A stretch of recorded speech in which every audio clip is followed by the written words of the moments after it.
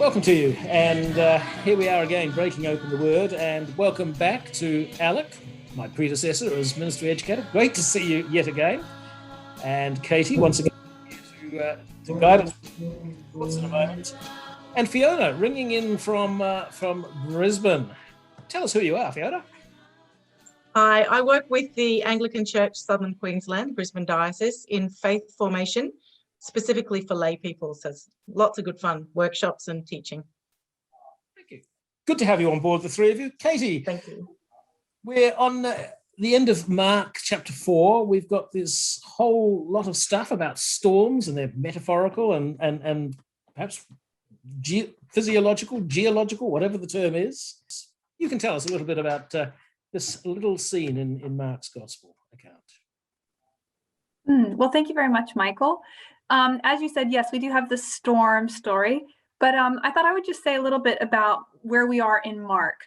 I think that Mark as a gospel has a lot to say to the modern church. I think that traditionally Mark has often been second fiddle to Luke and Matthew and John. It seems to be often the forgotten kind of stepchild of the Gospels, but there's lately been a bit of a revival of interest in Mark, which actually has a lot to contribute. So Mark, being the first gospel, is really one of the first writers that's trying to articulate who Jesus is.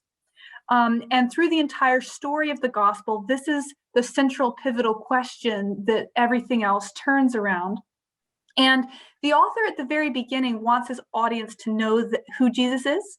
So he starts his gospel by saying, the beginning of the gospel of Jesus Christ, the Son of God. Okay, this gives us a little bit of narrative irony because the reader is told who this person is, but the characters in the story don't know who this is. And we can see this because in Mark, up until this point, we've had a series of parables. And parables are interesting because they're designed both to reveal and conceal, right? So that only if you understand the context, you really understand the message of the story. So we have these kind of guarded parables. And then starting with the stilling of the storm, we get a series of miracle stories.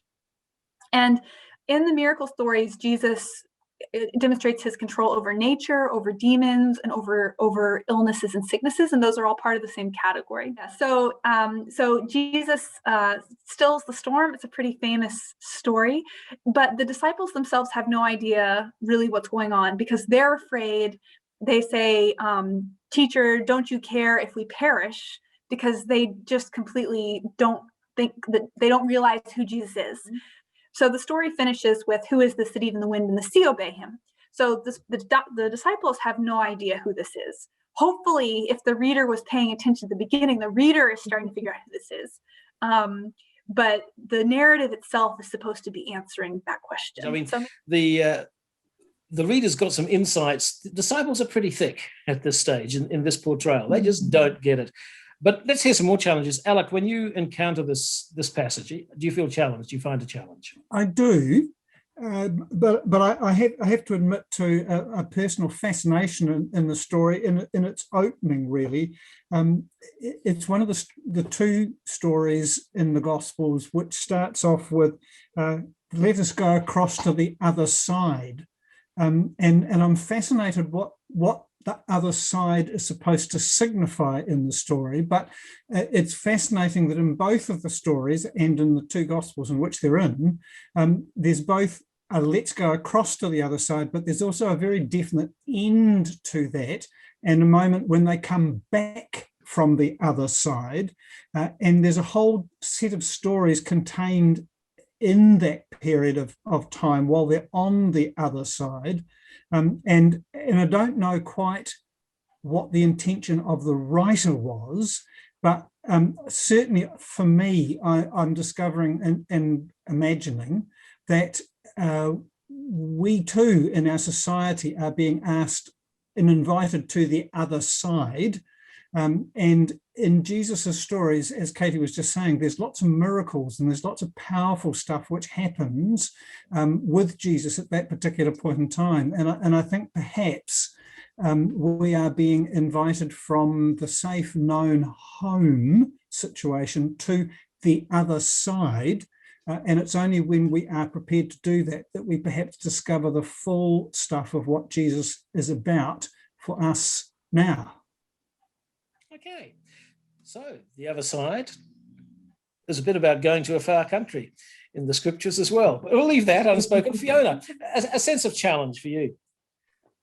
Wow, that's a very good question. I'll start with one of the things I really like about this story, and that is the boat itself. It's I think it was Paula Gooder who pointed out to me, at least, in one of her beautiful workshops, that whenever you hear a boat in Mark, it's almost like a literary device for teaching moment coming up, those poor disciples.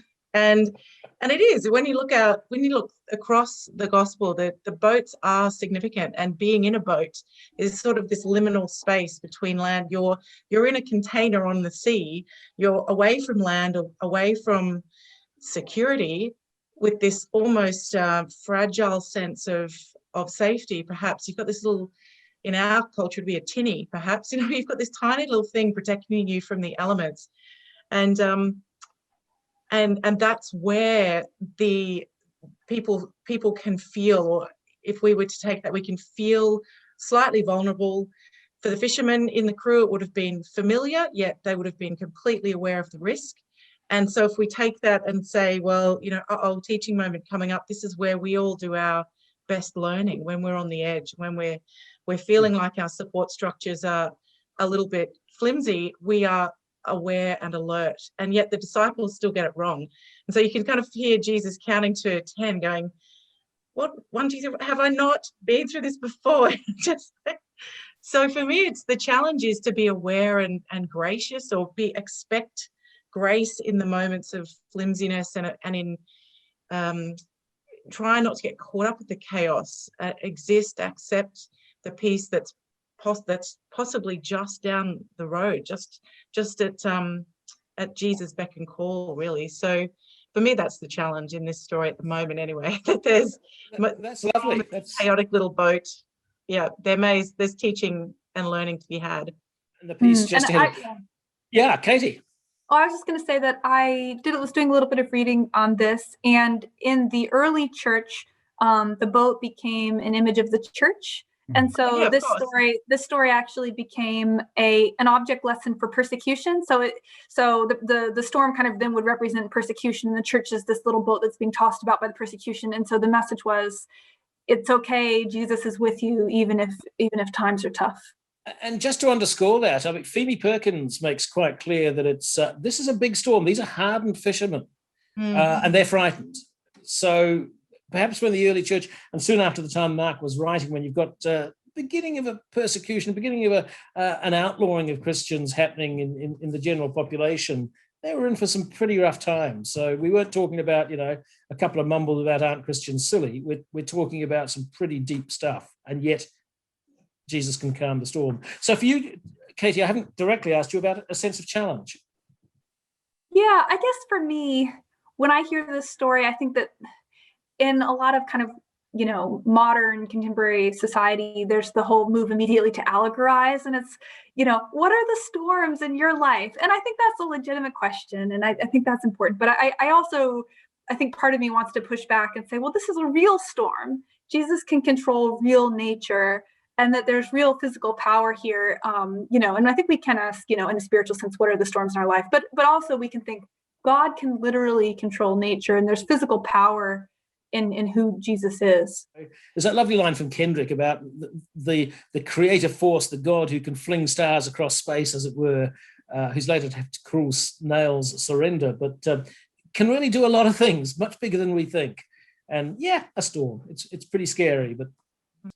But Fiona, some good news in amongst all this.